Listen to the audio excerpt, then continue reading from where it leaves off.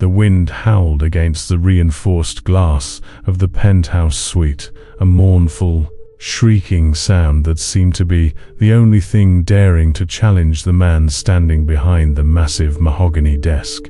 Outside, Chicago was disappearing under a blanket of white, a blizzard so ferocious it had turned the city into a ghost town of swirling snow and ice.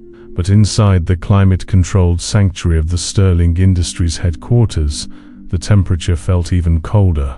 "You are finished, Henderson. Done. Do you hear me?" Marcus Sterling's voice wasn't a scream. It was a low, vibrating growl that carried more menace than any shout ever could. He stood by the floor-to-ceiling window, his silhouette framed by the chaotic grey storm outside, looking like a titan of industry, contemplating the destruction of an insect. He turned slowly, the heels of his Italian leather shoes clicking rhythmically against the marble floor, a sound that echoed like a gavel striking a sounding block in a silent courtroom. In the center of the room, standing on a Persian rug that cost more than his entire lifetime's earnings, was Elias Henderson. The old janitor's gray uniform was pressed, as it always was, but his shoulders were slumped in a way that suggested the weight of the world had finally crushed his spine. He held his cap in hands that were gnarled and twisted by decades of arthritis, fingers trembling so violently that the fabric of the hat shook. "Mr. Sterling, please," Elias whispered, his voice cracking, dry as dead leaves. "I've worked here for 40 years. I polished these floors before this building even had your name on it. I would never. I didn't take anything. Save the sob story for the public defender, Elias," Sterling sneered, adjusting the cuffs of his bespoke suit. The fabric shimmered under the recessed lighting, a midnight blue that matched his eyes, that were currently devoid of any empathy. "We found it in your locker. The prototype. The X9 microchip. The future of this company, wrapped in a dirty rag next to your sandwich." Sterling walked around the desk, closing the distance between him and the old man. He loomed over Elias, invading his personal space, using his height and presence to dominate the interaction. It was a power move, calculated and cruel. "Do you have any idea what that chip is worth? Millions. And you thought you could just walk out the front door with it, sell it to a competitor, buy yourself a retirement home in Florida? I don't even know what a microchip looks like, sir." Elias wept, a single tear tracing a path through the deep wrinkles on his cheek. "I was just cleaning the executive washroom. I went to my locker to get my lunch, and security was already there.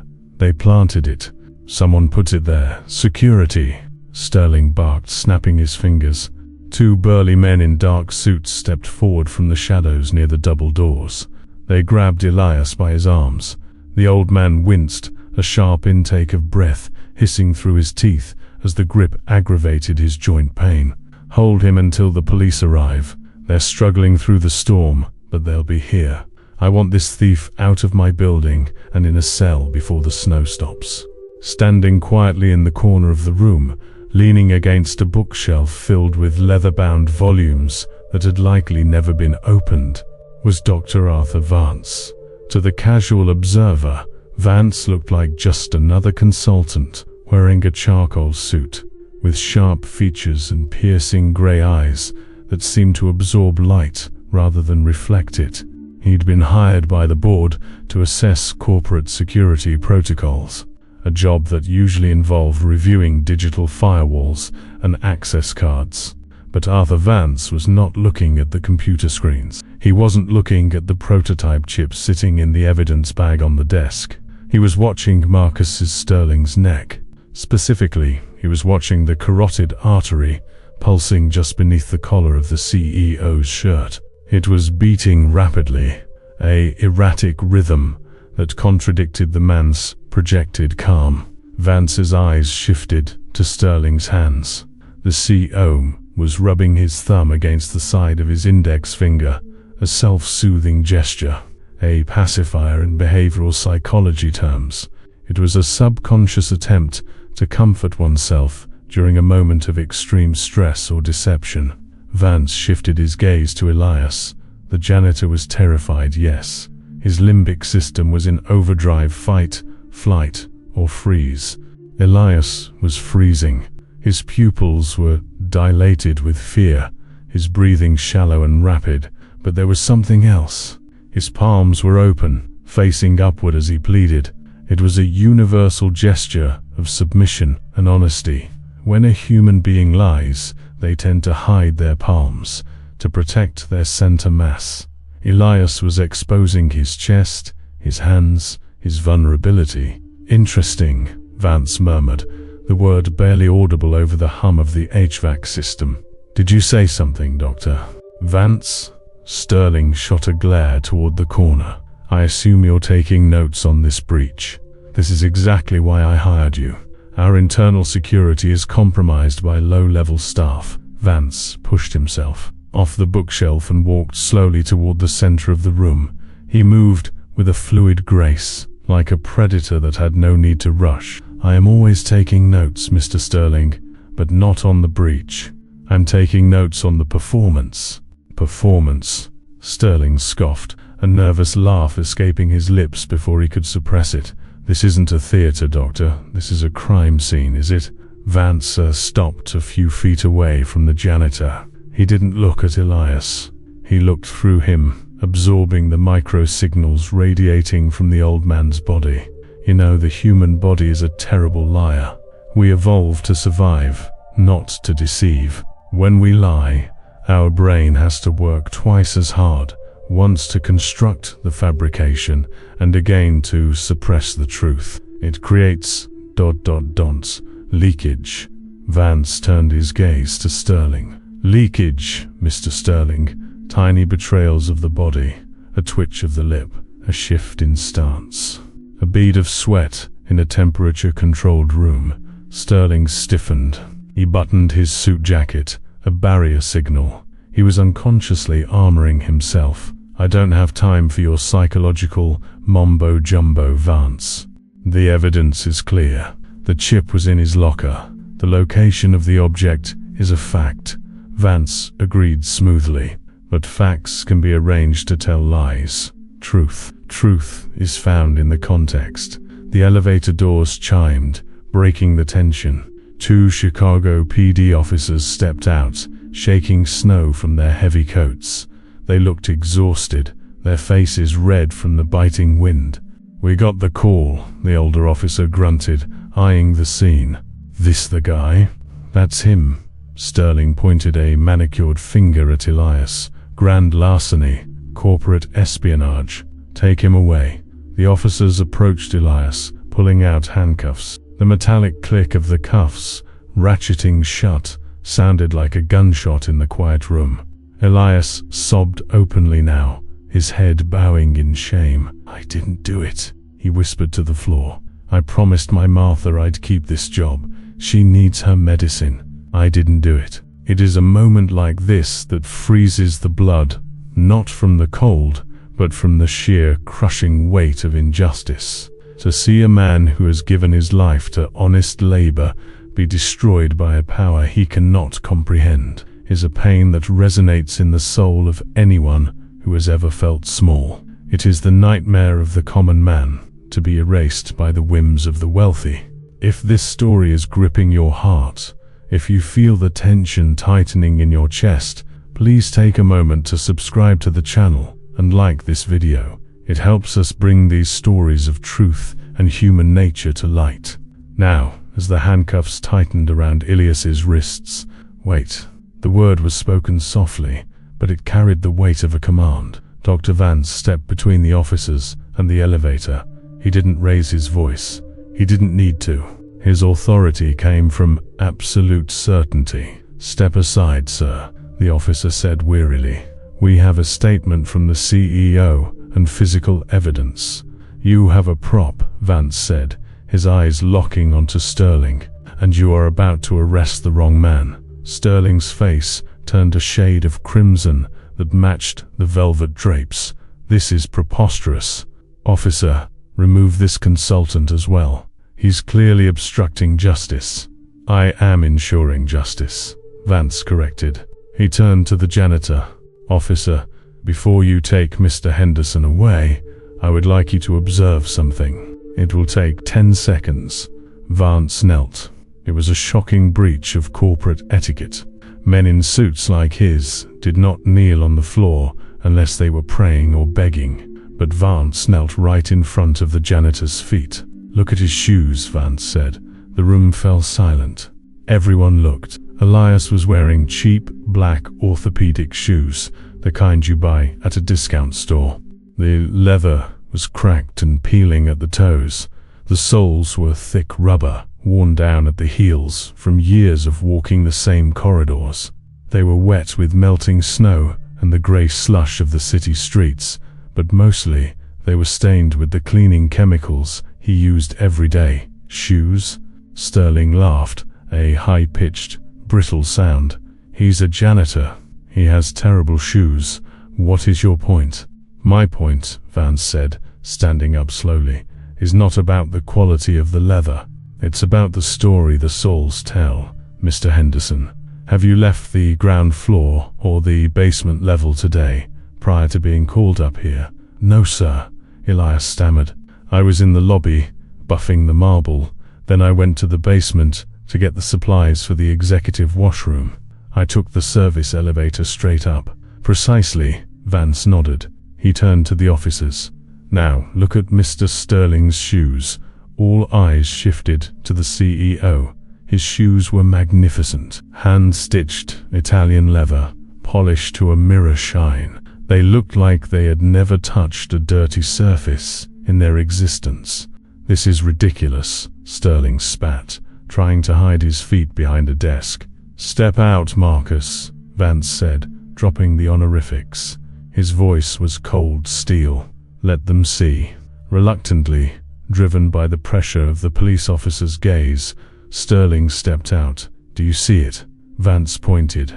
At first, it wasn't obvious, but as Vance gestured, the detail became screamingly apparent. Along the welt of the shoe, where the leather met the sole, and trapped in the intricate tread of the heel, was a fine, reddish-orange powder. It was subtle, almost microscopic, but against the pristine black leather, it stood out like a beacon. Dust? The officer asked, confused. Not dust, Vance said, his voice dropping an octave, becoming the voice of a teacher explaining a fatal error to a student.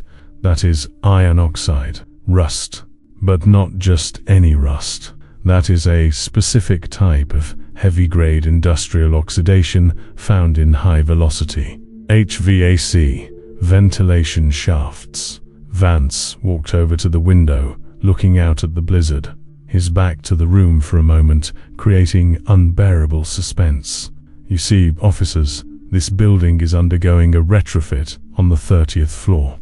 The main ventilation trunks are being replaced. The contractors are cutting through 50-year-old steel ducts. That floor is sealed off. It is a construction zone filled with this specific red dust. Access is restricted. He turned back, his eyes locking onto Sterling's with the intensity of a laser sight. Mr. Henderson has severe arthritis. I watched him walk. His gait is uneven. He favors his left hip. He drags his right foot slightly. For him to climb into a ventilation shaft, which is where the real chip was hidden before a decoy was placed in his locker, would be physically impossible. He couldn't lift his leg high enough to enter the service hatch without screaming in pain. Sterling's mouth opened, but no sound came out. His hand went to his tie, loosening it, a sign of distress. He felt the noose tightening. But you, Marcus, Vance continued, walking closer to the CEO, invading his space again, but this time with the moral high ground. You play squash 3 times a week. You are agile, and you are desperate. Desperate? Sterling managed to choke out.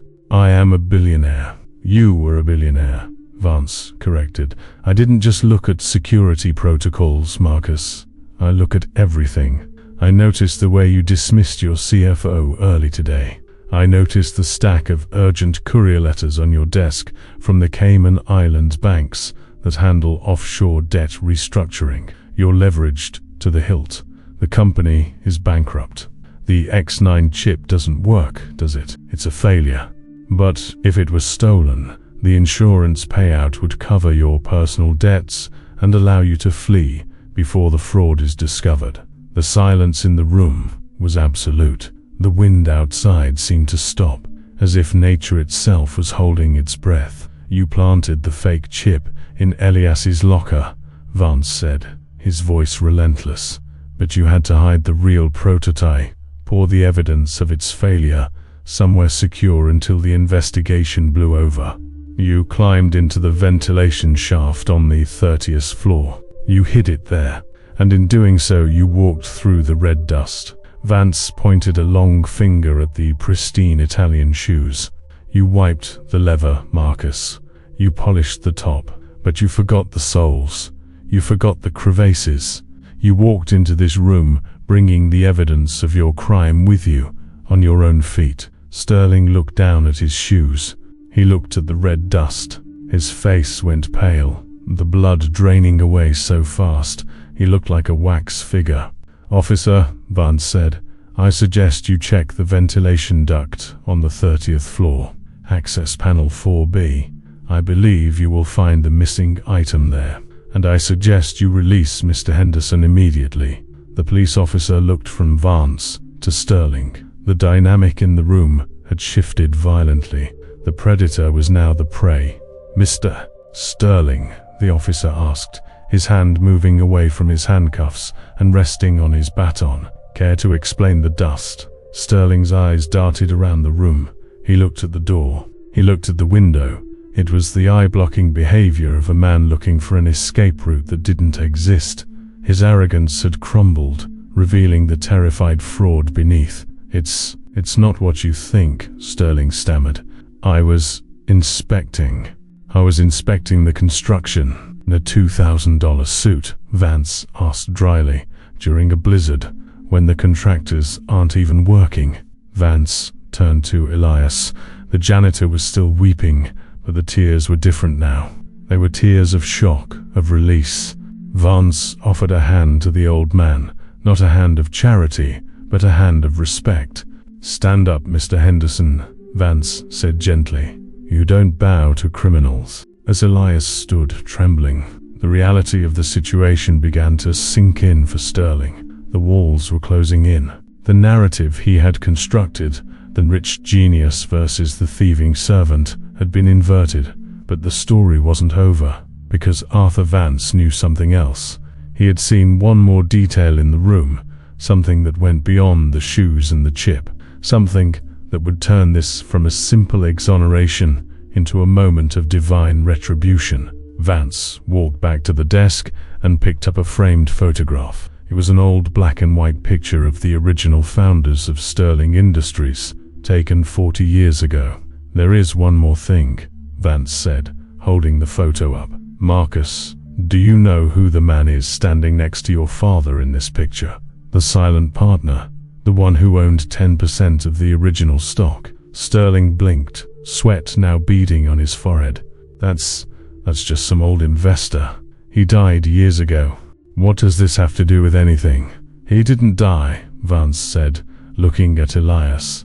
"He just faded away. He was pushed out, marginalized, forgotten. His name was Elias Henderson." The gasp from the janitor was audible. How did you know?" "Because," Vance said, tapping the glass of the photo, "you have the same way of holding your hands. Even 40 years later, the same honest, open palms." Vance turned to the police, a small, grim smile playing on his lips. "Gentlemen, you aren't just arresting a CEO for insurance fraud. You are arresting a man who has been unknowingly employing the rightful owner of a significant portion of this company as his janitor. And I believe Mr. Henderson is about to have a very, very good lawyer." The silence that followed Dr. Vance's revelation was not empty. It was heavy, suffocating, pressing down on the room like the atmospheric pressure of the storm raging outside. The photograph in Vance's hand, a simple black and white captured moment from 4 decades ago, acted as a mirror that distorted the reality Marcus Sterling had so carefully constructed. Sterling stared at the image, his eyes darting from the young, hopeful face of the man next to his father to the withered, terrified face of the janitor standing on the Persian rug. The cognitive dissonance was violent. His brain was rejecting the information because accepting it meant the complete annihilation of his worldview. To a narcissist like Sterling, people were categorized into 2 species, predators and prey, winners and losers.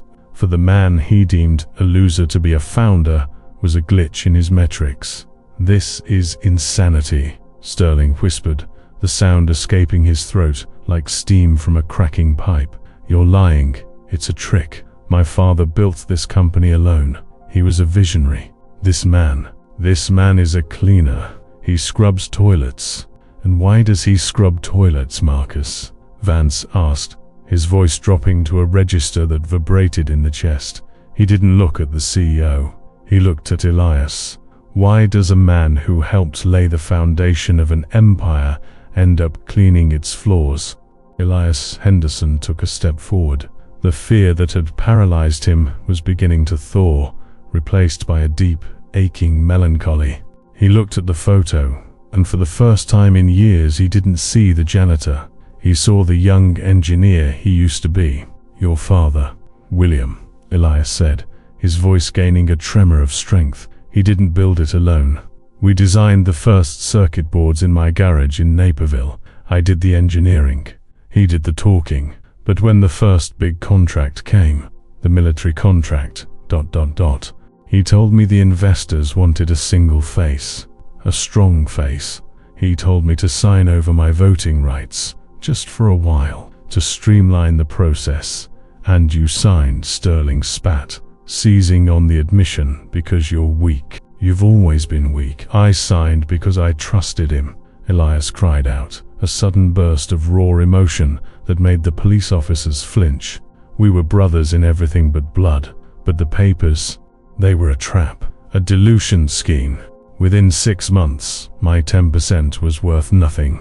I was out, bankrupted by legal fees, trying to fight him. So you came back to beg for a job?"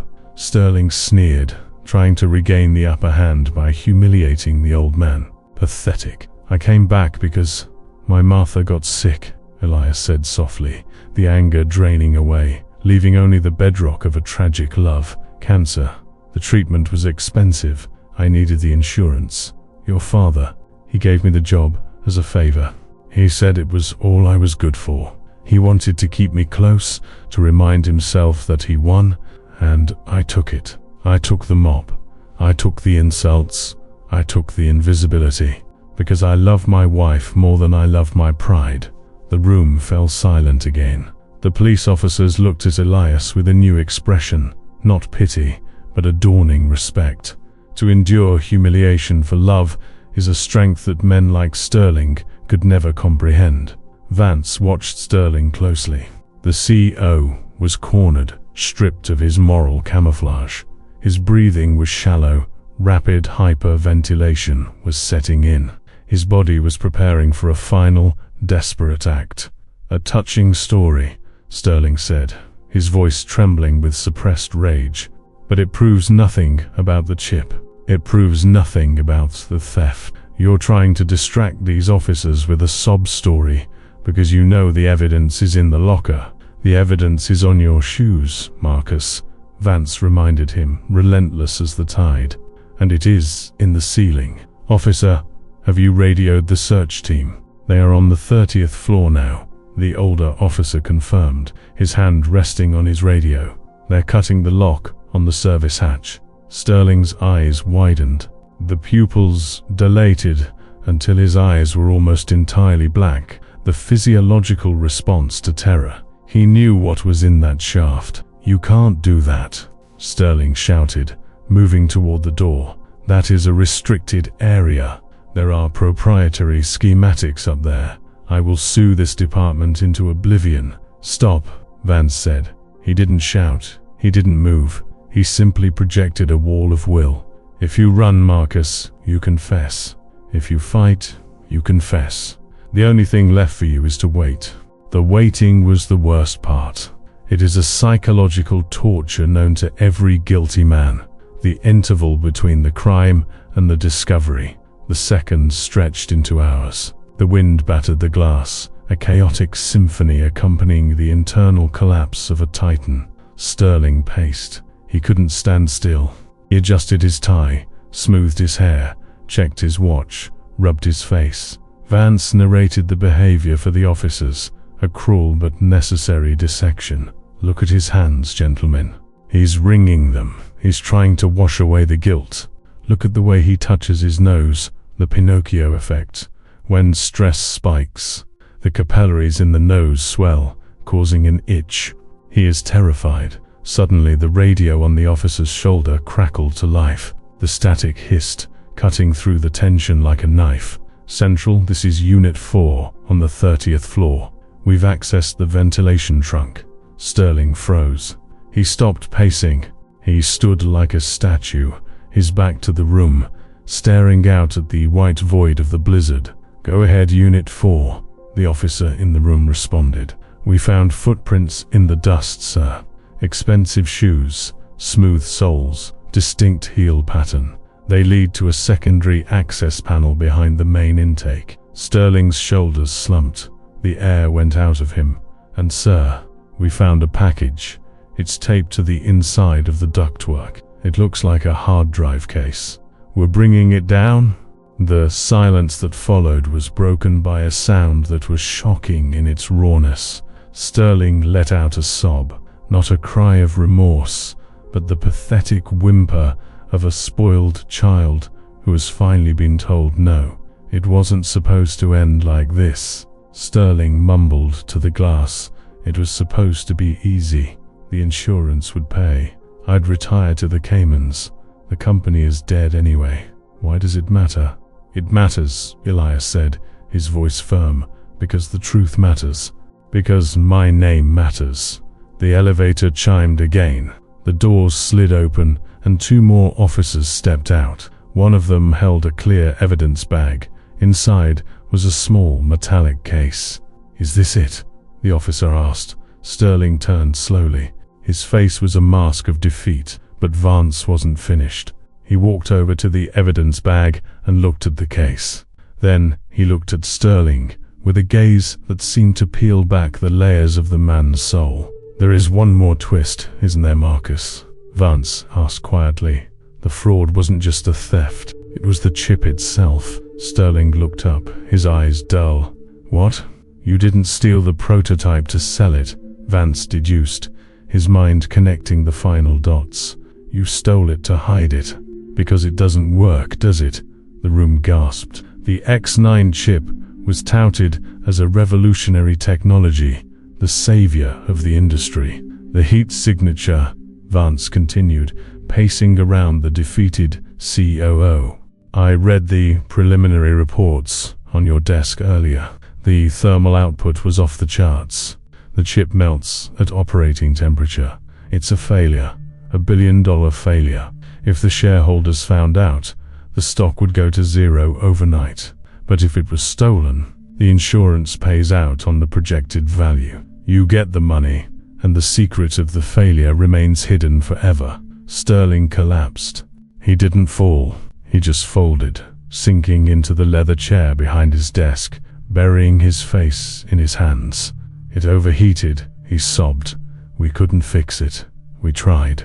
We couldn't fix it." The confession hung in the air, absolute and damning. "Marcus Sterling," the officer said, pulling out his handcuffs again, but this time walking toward the man in the suit. "You are under arrest for insurance fraud, filing a false police report, and obstruction of justice." As the cold steel of the handcuffs clicked around, Sterling's wrists that had never known a day of hard labor, the contrast was blinding. The man who had everything was now being led away in chains, while the man who had nothing stood free. Sterling looked at Elias one last time as they dragged him toward the elevator. "I gave you a job," he hissed, a final venomous attempt to assert dominance. "I kept you off the street." "No, Marcus," Elias said, standing tall, his arthritis forgotten for a moment in the glow of dignity. "You kept me in the shadows." "But shadows are where the truth hides until the light comes."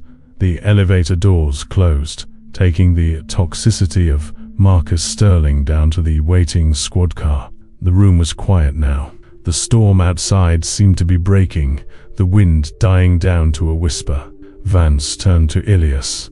The old janitor was trembling again, but this time it was the adrenaline leaving his system. "What happens now?" Elias asked, looking around the office that he had cleaned for 20 years, seeing it for the first time, not as a servant, but as an owner. "Now," Vance said, walking to the window and looking out at the city lights beginning to flicker through the snow, "justice takes its course.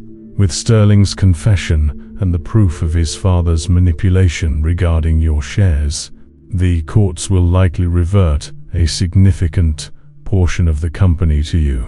The chip is a failure, yes. The company will suffer, but the assets, the real estate, the patents. You are a wealthy man, Mr. Henderson." Elias looked at his hands, the rough, calloused hands of a worker. "I don't want the money. I just wanted ... I just wanted to be seen. I wanted them to know I existed. They know now," Vance said gently. "The world will know." Vance picked up his coat. His job was done. He had come for a security audit and had performed an audit of the human soul. He walked to the door but paused. "Elias," Vance said. "Yes, Dr. Vance." "Do you know why I looked at your shoes?" Elias shook his head. "Because they were clean."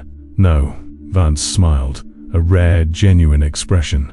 "Because shoes tell you where a man has been, but his eyes tell you where he is going. When I looked at you, I didn't see a thief. I saw a man carrying a burden that wasn't his. Never let anyone put their burden on your shoulders again." With that, the mentalist walked out, disappearing into the elevator, a phantom of logic in a world of chaos. Elias Henderson stood alone in the penthouse. He walked behind the massive mahogany desk. He hesitated, then sat down in the leather chair. It was too big for him, but it felt ... right. He swiveled the chair to face the window. The snow had stopped. The clouds were parting, revealing the stark, cold beauty of the Chicago skyline. He reached into his pocket and pulled out a small, worn photo of his wife, Martha. He placed it on the desk, right next to the picture of him and William Sterling. "We did it, Martha," he whispered to the empty room. "We finally cleared the air." He wasn't a janitor anymore. He wasn't a victim. He was Elias Henderson. And for the first time in 40 years, the view from the top was clear.